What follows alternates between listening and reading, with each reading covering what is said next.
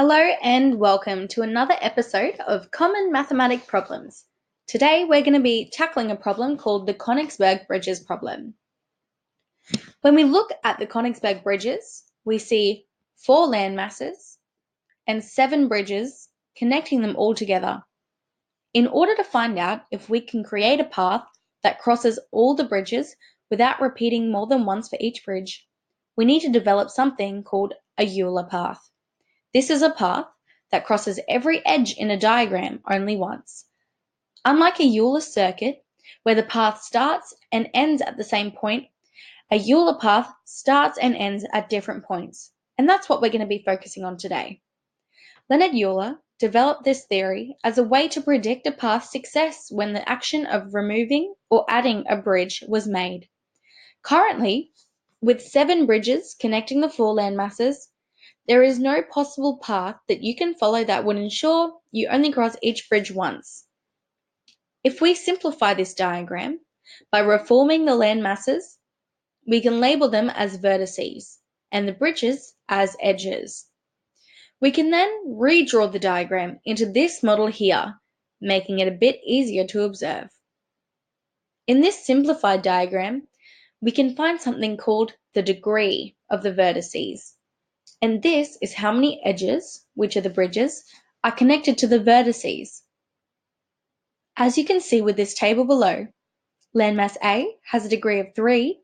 This means that 3 of the 7 bridges make contact with that landmass. Landmass B has a degree of 5.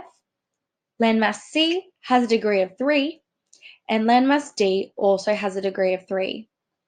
Euler discovered that in order for a path to be followed, where each bridge is crossed only once, one of the degrees shown must equal an even number. Once again, if we refer to this table, we can see that the only degrees that are represented are 3 and 5, and they're odd numbers. Therefore, a Euler path could not possibly be present. If we are to remove one of the bridges from this problem, in this case, I will be removing bridge 3, we can now recalculate the degree of each of the vertices. After recalculations, we can now see that the degrees of A and C remain unchanged.